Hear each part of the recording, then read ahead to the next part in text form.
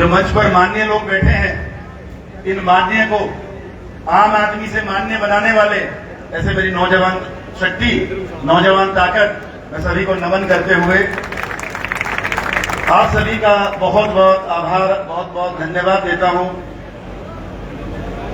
हमारे भाई आर्य जी जिस तरीके से इस कार्यक्रम को करने का काम किया है,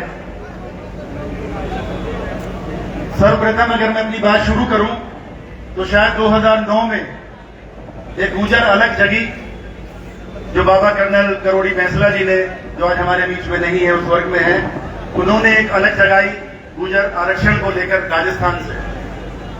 और जब मुझे समिति वाले इनवाइट करने गए थे तो मैंने इनको जिक्र भी किया था इस बात का कि धन्यवाद देते हैं, हम नमन करते हैं ऐसी आत्मा का जिन्होंने गुजर समाज को जगाने का काम किया।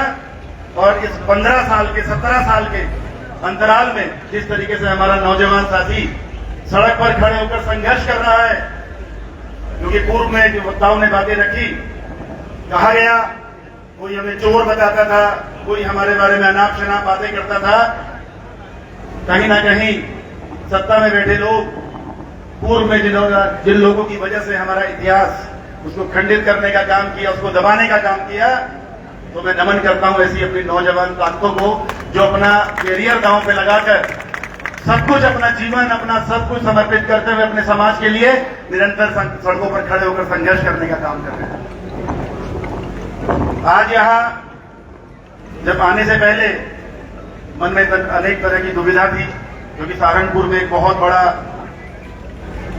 थोड़ी सी व्यवस्था बना लो यार, व्यवस्था नहीं बनेगी तो बोला नहीं जाता। सहारनपुर में जो हुआ, हालांकि हालात यहां से अलग थे। यहां पर मैं धन्यवाद देता हूं माननीय मंत्री जी कंवरपाल सिंह जी को, मैं धन्यवाद करता हूं प्रशासन का कि वो लोग आपके सहयोग में, उन्होंने आपका सहयोग किया, आपको अपने सम्मान को बचाने के लिए जो आप यात्रा, जो ये लड़ाई लड़ रहे थे, इसमें निरंतर आपका सहयोग कर रही है। लेकिन सहारनपुर में स्थिति विपरीत थी, वहां के हालात बिल्कुल इसके उल्टे थे। लेकिन उसके बाद भी मैं नमन करता हूं हरियाणा से जितनी भीड़ वहां पहुंची और आप लोगों ने गुर्जर के अस्तित्व को बचाने का काम किया, इसके लिए मैं दिल से आप लोगों का आभारी हूं। बातें तो बहुत होंगी, उम्र में छोटा हूं, लेकिन एक दर्द मेरे अंदर है, उस दर्द को आप लोगों के बीच में साझा करना चाहता हूं। कृपया करके भाई कुर्ता ना खींचे, अगर इतनी दिक्कत है भाई, इतनी जल्दबाजी है तो आराम से बैठ जाता हूं।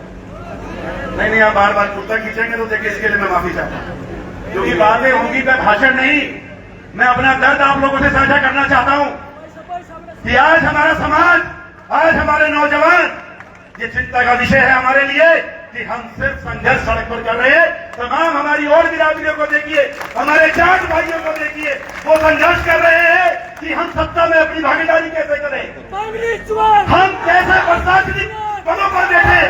हम यहाँ पर लड़ाई कर रहे हैं अपने इतिहास बचाने के लिए। भाई 2 मिनट शुरू, हम यहाँ पर लड़ाई लड़ रहे हैं अपना इतिहास बचाने के लिए।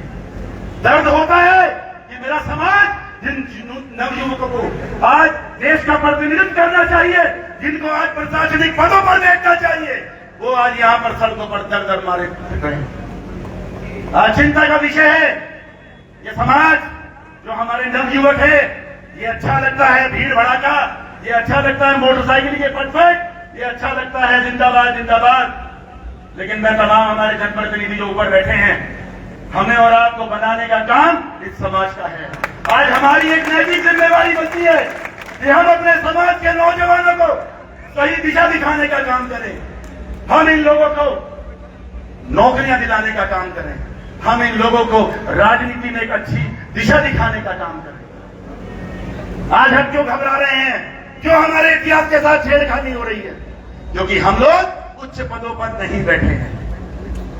मैं निवेदन करता हूं आप सभी से,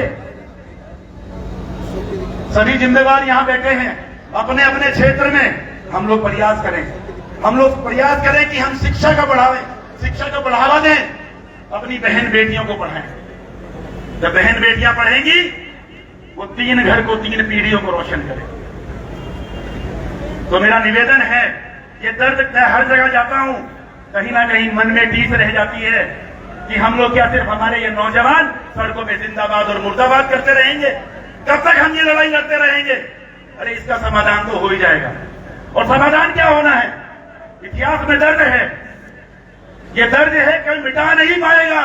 मुझसे पूर्व अभी अध्यक्ष जी ने कहा कि सरकार एक पैनल बनाने का काम कर रही है, कमेटी बनाने का काम कर रही है। अध्यक्ष जी बता देना चाहता हूं, यह ताकत का एहसास गुर्जर समाज करा चुका है कि अगर हमारे इतिहास के साथ छेड़खानी होगी तो हम ईंट से ईंट बजाने का काम करेंगे। लेकिन असली चिंता जो है, असली दर्द जो है, असली परेशानी जो है, और जो आगे इन समस्याओं को खत्म करने के लिए हमें जरूरी है अपने समाज में एक अलग जगाएं। मैं तो पर्सनली बताता हूं, मैं जो मेरा राजनीति करने का तरीका है, मेरे पिताजी 8वीं बार एमएलए हैं, मेरे दादाजी 2 बार एमएलए रहे। पिछले 50 वर्षों से मेरा परिवार राजनीति में है, समाज सेवा में। हम 36 बिरादरी सभी धर्मों को साथ लेकर राजनीति करने का काम करते हैं। लेकिन आज पिछले 10 वर्षों से, 15 वर्षों से ये बात सही है, मैंने नमन भी किया है अपने नौजवान भाइयों को, लेकिन क्या खाली ये पर्याप्त है? मैं आपसे पूछना चाहता हूं, मैं अपने नौजवान भाइयों से पूछना चाहता हूं, क्या आप सिर्फ जिंदाबाद और मुर्दाबाद के लिए पैदा हुए?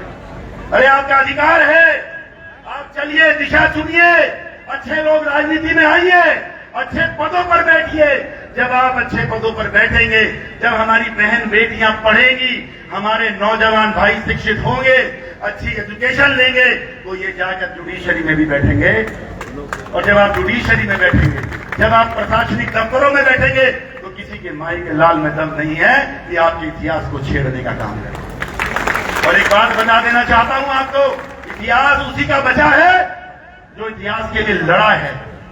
बस तय हमें यह करना है कि हमारी दिशा क्या होनी चाहिए, हम किस दिशा में अपनी लड़ाई को लेकर जाएं। ये सड़कों पर उतरकर एक बहुत चिंता का विषय है, और मैं समझता हूं शायद हमारे तमाम जनप्रतिनिधि भी चिंतित होंगे इस बात। तो मैं बहुत लंबा समय ना लेते हुए, एक दर्द था मेरे बीच में, समाज के बीच में रखना चाहता हूं, निवेदन करना चाहता हूं अपने सभी सम्मानित जनप्रतिनिधियों से कि हम लोग एक अपने अपने क्षेत्र में जाएं, क्योंकि मैंने अपने पिताजी से सीखा।